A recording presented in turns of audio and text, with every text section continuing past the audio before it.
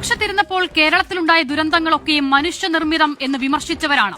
പക്ഷെ അധികാരത്തിലെത്തിയപ്പോൾ നടത്തിയ പ്രളയ മുന്നൊരുക്ക പ്രവർത്തനങ്ങൾ വട്ടപൂജ്യം. അതിതീവ്ര മഴ പെയ്യാതിരുന്നിട്ടും കുട്ടനാട്ടിലുണ്ടായ വെള്ളപ്പൊക്കത്തിന് കാരണം തോട്ടപ്പള്ളിയിലെ പൊഴി മുറിക്കാതിരുന്നത്. പ്രളയജലത്തിന്റെ ഒഴുക്കിൽ സ്വാഭാവികമായി മുറിഞ്ഞ 100 മീറ്റർ അല്ലാതെ ഇറിഗേഷൻ വകുപ്പ് 1 മീറ്റർ പോലും പൊഴി മുറിച്ചു മാറ്റിയിട്ടില്ലാത്ത അനാസ്ഥ. മുൻപേ നിർദ്ദേശം കൊടുത്തു, പൊഴി മുറിക്കാത്തത് അറിഞ്ഞില്ലെന്ന് പരിതപിക്കുന്ന MLA, സർക്കാർ സംവിധാനങ്ങൾ. മഴ മുന്നറിയിപ്പിലും ആളുകളെ മാറ്റിപ്പാർപ്പിക്കുന്നതിലും അടക്കം വീഴ്ചയുണ്ടായെന്ന് തുറന്നു പറയുന്നത് മരണത്തെ മുഖാമുഖം കണ്ട മനുഷ്യർ.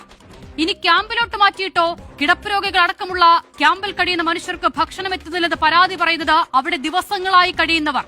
പ്രശ്നങ്ങൾ ചൂണ്ടിക്കാട്ടുന്നവരെ ശത്രുപക്ഷത്ത് നിർത്തി അപമാനിക്കുന്നതിന് പകരം അതൊന്ന് കേൾക്കാൻ തയ്യാറായാൽ തീരാവുന്ന പ്രശ്നമേ ഉള്ളൂ.